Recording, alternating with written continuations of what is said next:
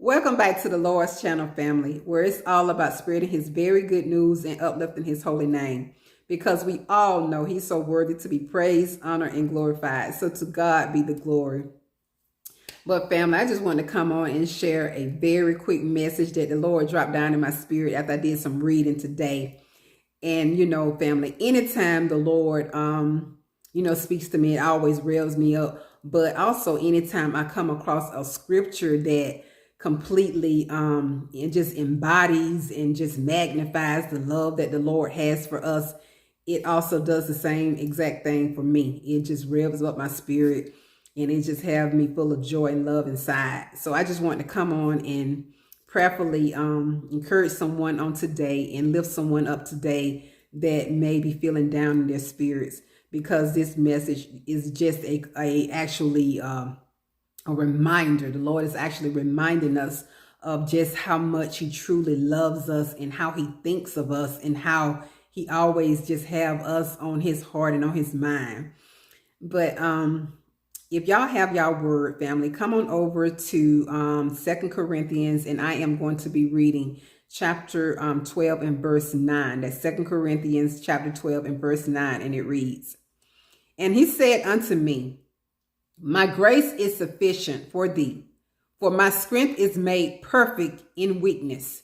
Most gladly, therefore, will I rather glory in my infirmities, that the power of Christ may rest upon me." Family, I've read this scripture before. And, the Lord, I guess he just decided he wanted to speak today in me reading it. But I have read this very scripture before. But family, as I was just, doing my normal reading, and, the Lord just began to speak. And what he was allowing me to know, family, was that the idea of how we may comprehend and how we may look at our moments of infirmities or our moments of weakness is that we should not look down on those very moments, but those actual moments, family, are our moments of our actual victory. And that is the way that we should look at those moments, as our most strongest, our most resilient moments. That is how we should be looking at them. Not looking down and not feeling defeated in them, but we should be feeling victorious in those moments.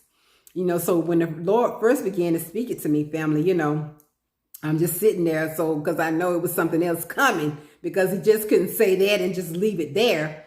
But, what he was allowing me to know, family, was, when we're broken and when we feel like we're broken, what the Lord was allowing me to know is the more broken we are, the more cushion room that's given him. That's given him. Because family, what he's saying is that the more broken that we are, it's giving him more playing field. He have more playing ground to work with. And by saying that he have more playing ground, family, that give him more access to build us back even bigger, even better, and even stronger. So he don't want us to stress over and to just sit in our brokenness and to feel, whoa, it's me. But to know that is the very moment that he's going to get ready to come in. That is just like an invitation for him, because he's getting excited because he's able to come in and do what he do best, family. And that is show up and show out in our lives. Because even right here in the very scripture, family, it's allowing us to know. It's allowing us to know that in our very weakness, that his very strength is made perfect. And family, like I said, I've read this scripture before, but just actually thinking about what it's saying, like I said, it just literally blows my mind when you just really sit there and think about it. In our weakness, family, his actual strength is being made perfect. It's being made perfect. And so we don't even have to even feel defeated or feel bad in those moments. But instead, what we should be feeling, family, is glory.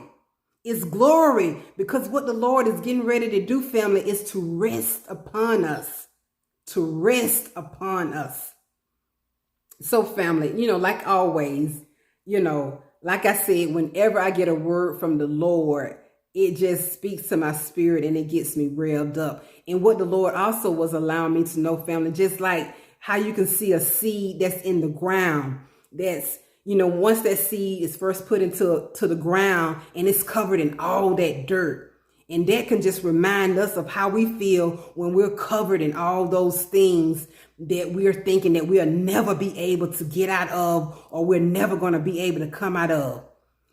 Family, that seed has no idea that one day that it's going to be facing, the light. Just as we don't know, family, that, all those things that once covered us, that we once were succumbed to, that one day that we're going to be actually staring down at those very things that were on top of us, those very things that were standing on us, that were sitting on top of us, that were suffocating us. Now we're actually staring down and looking down at those very things, just as that seed, when it comes about the ground and it becomes a flower, a plant, a tree, or whatever it is. Now it's on top of that very thing, which was that dirt that was once covering it. So, family, y'all catch all this in the spirit, what the Lord is saying right now. But the takeaway is, family, is this: to not see your moments of infirmities or your moments of weakness as a defeat, but to rather see those very moments as your very moments of victory. Because what those moments are doing, family, those moments are giving the Lord the invitation to step off into your life, which is that situation, and to show up and show out and move on that very situation, and to bring you out of that darkness so that you may be into his very, very marvelous and wonderful light. But just as always, family, I pray that this message reaches in whom it was intended to reach, and I pray that it blesses in whom it was intended to bless. But until next time, family, I love you. Be blessed.